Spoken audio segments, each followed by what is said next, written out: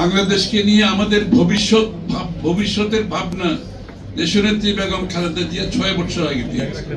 যারা আজকে নতুন নতুন সংস্কারের কথা বলছেন তাদের অবগতির জন্য আমি বিষয়টা বলছি।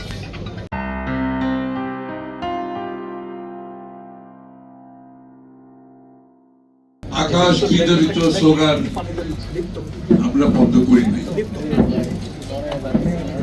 এই স্লোগানের পেছনে এই স্লোগানটা কেন আমরা আমাদের হৃদয়ে স্পর্শ করি, কেন আমাদের হৃদয়ে স্পর্শ করছি? এই জন্য আমরা বাংলাদেশে আত্মাকে বিক্রি করে দিয়েছি। সরকার, শেখ হাসিনা সরকার, ফ্যাসিস্ট সরকার বাংলাদেশের আত্মাকে বিক্রি করে দিয়েছে। বাংলাদেশকে নিজের স্বার্থ হাসিল করার জন্য তারা সমস্ত অধিকার কেড়ে দিয়েছে এবং বাংলাদেশের স্বার্থ বিসর্জন দিয়ে অন্য দেশের স্বার্থকে অগ্রাধিকার করে তারপর ক্ষমতায় থাকার অপচেষ্টা চালিয়ে গেছে দীর্ঘদিন ধরে। তাই বাংলাদেশের মানুষ তারা নিজের বাংলাদেশকে ফিরিয়ে পেতে চাইছে। যে বাংলাদেশের জন্য যুদ্ধ করেছে, যে বাংলাদেশের জন্য প্রাণ দিয়েছে, যে বাংলাদেশের ভাবনা, চেতনা, আকাঙ্ক্ষা বাংলাদেশের মানুষ ধারণ করে যুদ্ধ করে প্রাণ দিয়ে দেশ স্বাধীন করেছে, সেই বাংলাদেশকে ফিরে পাওয়ার স্লোগান হচ্ছে টেক ব্যাক বাংলাদেশ। এবং এটার প্রণেতা হচ্ছেন জনাব তারেক রহমান সাহেব। এবং তারেক রহমান সাহেবের এই স্লোগানের পিছনে অনেক বড় ভাবনা,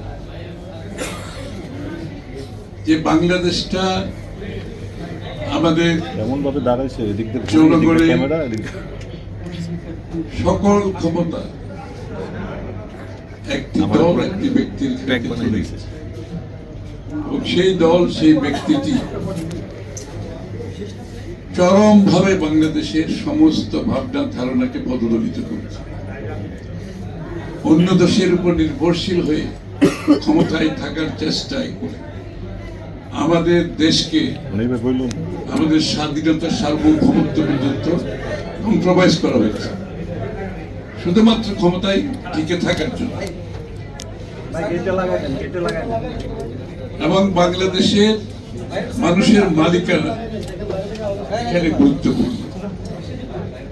জিয়াউর রহমান সাহেব, আমাদের প্রফেসর সাহেব খুব ভালো বলেছে যে বিপ্লব সংহতি, রেইনবো নেশন, রংধনু দেশ এবং ট্রুথ এন্ড রিকনসিলিয়েশন, সবকিছুর পেছনে কিন্তু বাংলাদেশের মানুষের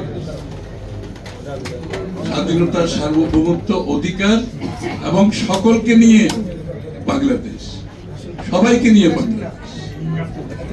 এবং এই ধারণা থেকে তারেক রহমান সাহেব কিন্তু, জিয়াউর রহমান সাহেব যেভাবে করেছেন, দেশনেত্রী বেগম খালেদা জিয়া যেভাবে করেছেন, উনি তো সংসদীয় গণতন্ত্র সবাইকে নিয়ে করেছেন, একা করে। এরশাদের বিরুদ্ধে শুরু থেকে শেষ পর্যন্ত আন্দোলন উনি একাই করে গেছেন, অন্য নেতৃত্ব কম্প্রোমাইজ হয়ে গেছে। এবং পরবর্তীতে ১/১১-এর পরে উনি নিজের জীবনের ঝুঁকি নিয়ে উনি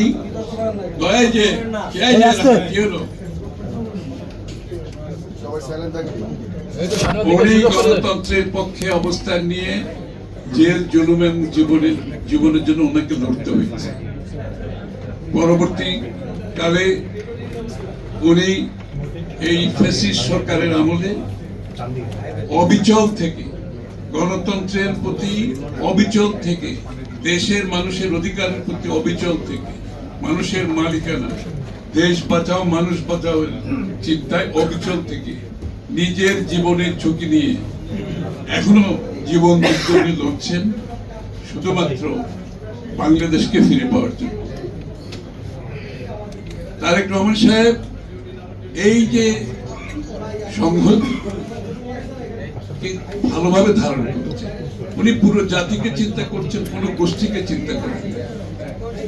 প্লুরালিস্টিক ডেমোক্রেসি, যে বহুত্ববাদের থেকে আমাদের বাংলাদেশ জাতীয়তাবাদী দলের চিন্তা, বহুত্ববাদ, সেই চিন্তাকে ধারণ করে নতুন বাংলাদেশের যে চিন্তা ধারণা এবং সংস্কারের মাধ্যমে একটি নতুন বাংলাদেশ গড়ার প্রত্যয় শেখ হাসিনার পতনে অনেক আগে থেকে বিএনপি করেছে। আজকে তো অনেকে সংস্কারের কথা বলছেন, মনে হচ্ছে সংস্কার একটা নতুন বিষয়। বিএনপির জন্য সংস্কার কোনো নতুন বিষয়। 6 বছর আগে দেশনেত্রী বেগম খালেদা জিয়া ভিশন 2030 মাধ্যমে সংস্কারের কথা বলেছেন। বাংলাদেশকে নিয়ে আমাদের ভবিষ্যতের ভাবনা দেশনেত্রী বেগম খালেদা জিয়া 6 বছর আগে দিয়েছে। যারা আজকে নতুন নতুন সংস্কারের কথা বলছেন তাদের অবগতির জন্য আমি বিষয়টা বলছি।